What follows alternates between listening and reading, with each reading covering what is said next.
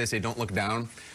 Mike and Nate, I Googled how many days until the season opener. Yeah, we're not doing this. 209 days. No. And I'll be wearing this jacket for every one of them. You're kidding me. 209 I respect it. Thank you, buddy. Bucko Bruce. Oh, man. Not happening. I can't look at this all day, Mike. Careful. All day? How about all spring and all Bucko summer? Brent. If he's serious about it. Okay, we got to look at your life preserver over there. Shouldn't you have to look at my jackets? It's called fashion, sweetheart. Okay, cool. At jump GMC, ship. Nate Burleson is here, Mike Garofolo is here, and we have a big one today. Huge show, because we've been talking all week, and we'll be talking all offseason. Yes. About what the hell happened to the Kansas City Chiefs. Nate, are you going to tell us with a bird lesson? Yeah, I'm going to break it on down. Usually, I do offense, but this time, I'm going to show you why this defense gave Patrick Mahomes fits. It's going to be a good burlesque. Now, imagine if we could get a Kansas City Chief on the show today. No way they would show up. They lost the Super Bowl. No, we do. We have Anthony Sherman.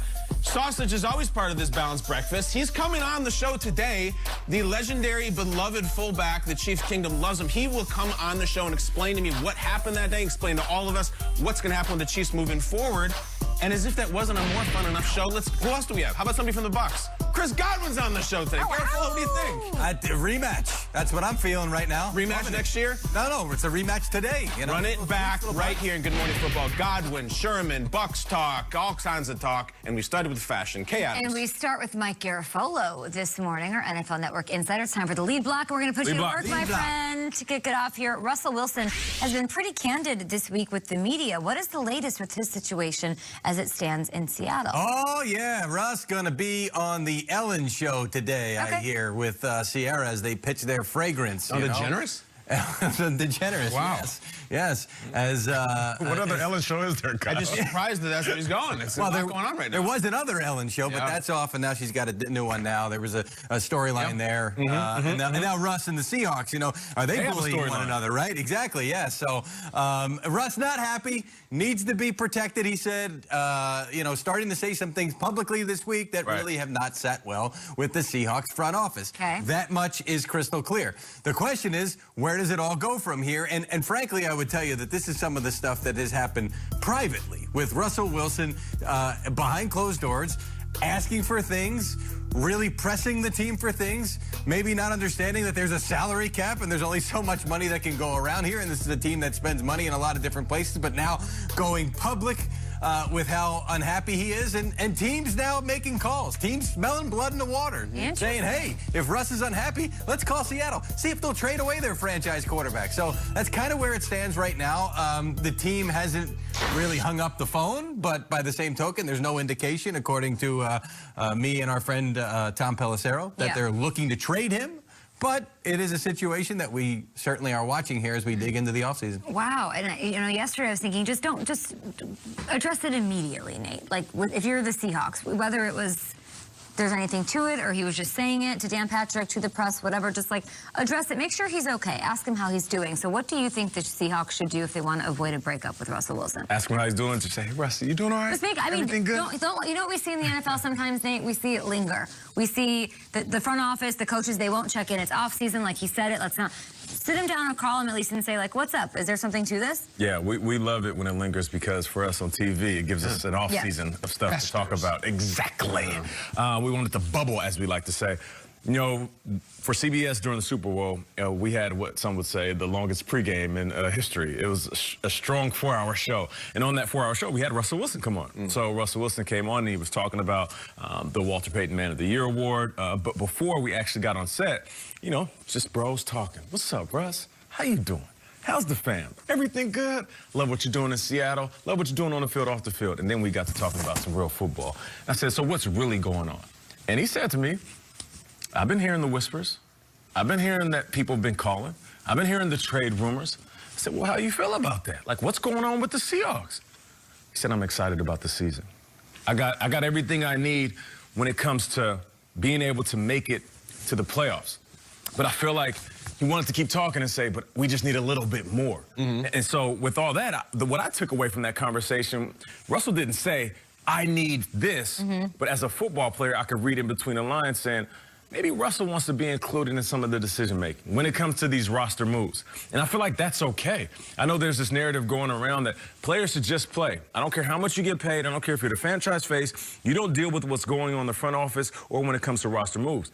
But if you have a franchise guy like Russell Wilson and you trust him, why wouldn't you go to him and say, what do you need to be successful? Is it an offensive line? Is it another wide receiver? Do you need a dominant tight end? What do you want? Do you want a host of running backs? Do you want one dominant one? What do you need Russell Wilson? Now, I feel like if they do that, then yeah, Russell Wilson would be perfectly fine and happy. And I'll tell you this, Russell Wilson isn't a guy that's going to get sensitive off of the trade rumors. What he's going to do is show up and outwork the whispers. So that way you can quiet that and get back to that Russell Wilson MVP talk like we were at the beginning of the season. Depends on the specifics. The player involvement in the personnel decisions. If they want a lineman or they want a running back, sure. But then you get into the nitty-gritty of it. It's like, is Russell Wilson watching tape on college prospects? Is he on the phone with guys like Daniel Jeremiah? Is he talking to... Of course not. John Schneider is a veteran, really accomplished GM who does that 24/7. I think there's a media minutes. Russell Wilson's message was not subtle. He started getting hit. And maybe part of that is his fault, but the fact is that the Seahawks have spent a first or second round pick on a lineman 0 times in the last 3 years, 1 first round pick at lineman in Russell Wilson's entire career. There's also something going on here as more of a backdrop, and the Seattle Times wrote an incredible piece on it. Seattle loses everybody, and I mean that as a city. They lose A-Rod, Griffey, Randy Johnson, Sean Kemp, Gary Payton, Sean Alexander. They all leave. The entire Sonics. Everybody, the whole team left. And there's a sense of like, this is the greatest we've ever had. It's the most important Seattle athlete in history. And when you start saying I'm sick of getting hit, everybody panics. I think it's very simple. There's 5 people on the planet who can do what Russell Wilson can do. He's one of the special ones. Yep. You have to make him happy. You cannot say, Russ, stay in the corner. We're going to handle this. Get a lineman. If he wants a lineman, you don't have a first-round pick, draft one in the second, or move up as Schneider often does. But the idea of it's a sweet spot between, Russ, you cannot sit here and say every single thing and every piece of personnel minutia, and Russ, we got this. You have to find that middle ground, and if he says I'm tired of getting hit, just get a bleeping lineman and see if he's happy. Which they did. I mean, they traded for a franchise left tackle, and they extended. I get that. I do. And they've taken his feedback before, and he's been involved in situations before. Now, he wanted Antonio Brown, and he didn't get Antonio Brown, and maybe seeing Antonio Brown in the Super Bowl maybe upset him a little bit, because they did speak with him on hours on end, but then in the end didn't pull the trigger and make the move. So I look at this situation. They've had 2 contract negotiations that have been ugly, and at the last point, right before the deal got done this last time, there was a moment where we thought it wasn't going to get done. So this is, there's bumps along the roads in this relationship, and I'm sitting there saying, well, he's got 3 years left on his deal. He wants to play way longer than that. I just envision a day sometime in the future, I don't know when, where Russell Wilson is not the quarterback of the Seahawks, and he's the quarterback of somebody else.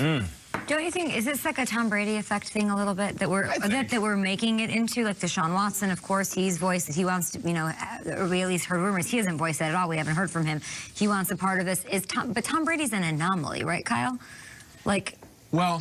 And by the way, Tom Brady has not voiced that he wants personnel decision making. We don't really know truly how involved he is in anything that went down. Yes, he wanted, you know, they had to trade for Gronk. They had to add Antonio Brown, and that was not seen, you know, well, favorably by a lot of people. And he got what he wanted, but there is a difference between giving what he wants and like be involved. I'm with you on this. Well, listen, Bruce Arians was on record as saying he didn't want Antonio Brown. Like, he's like, I'm out on that. I got a history with him. And then Tom Brady's like, no, we're getting him. And they did. So the fact that Tom Brady was on a boat yesterday in a new team and with a team that he basically put together in so many ways, I think there is a Brady effect. And I think there's about 5 guys, Russ being one of them, who are as powerful and as good, who could do that. You bring up Antonio Brown, I think it's a coincidence that he's the guy he wanted and he didn't get him, and now Tom Brady's got another Super Bowl ring. There's no question about that. And Brady, at the end in New England, wanted more playmakers around him. I think he had fewer or less help around him than Russ does in Seattle right now. And the other thing about Seattle is they like to spend money in different places too as well, on the defensive side of the ball.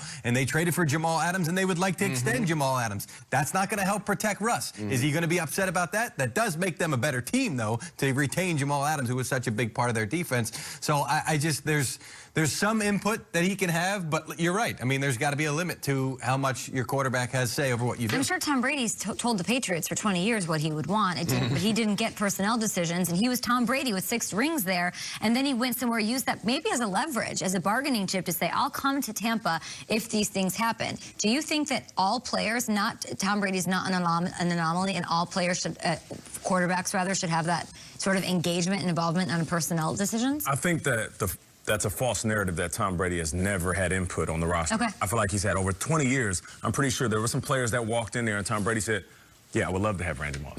I don't care what just happened the last couple of years of his career. Yeah. I can do something with Randy. But over the last year or so, we saw Tom Brady basically, without saying it out loud, I need some wide receivers. And then he left and found maybe the best group of wide receivers with the Tampa Bay Buccaneers. Yeah. And to answer your question, I feel like you have to earn that. This isn't something that you walk in as a rookie and get. I don't care if you get $100 million. I'm not sure if Derek Carr has this type of leverage, maybe even Matt Stafford now with the Rams.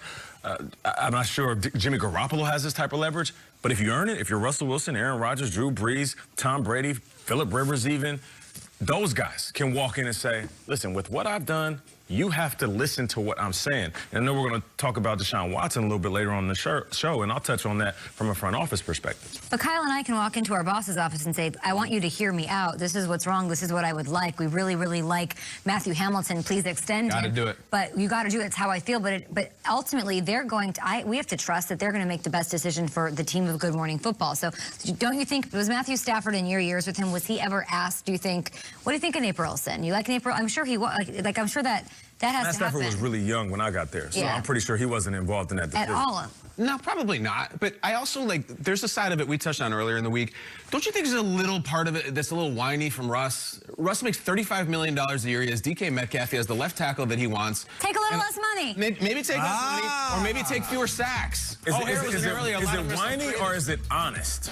Because he's saying what we all saw. Well, maybe it's hypocritical. Maybe we can't protect you because you make so much damn money, Russ. Maybe we can't do it. You make $35 million a year. There's no question about that. He took them for every dollar that he can earn, which is his right, by the way. Better run for your life, though, then, dude. Can't pay the big right tackle. There you go. And you're not Tom Brady, and you're not even Patrick Mahomes, who, by the way, I know we looked at the overall number for the contract. He took less money over 12 years, Nate. You know that $45 million in 6 years is going to be underpaid for the best quarterback in the league? You said Russ isn't Patrick Mahomes? No. Money-wise. Okay. All right, back that up. Make sure we're crystal clear on that. I don't want that going. By the way, I don't mind that. That's an argument. No, we'll do that next block. Okay. Money-wise. No, I feel you. They stretched it out. Yes. Yeah, Both of those Patrick guys Mahomes stretched it out to allow their teams to budget.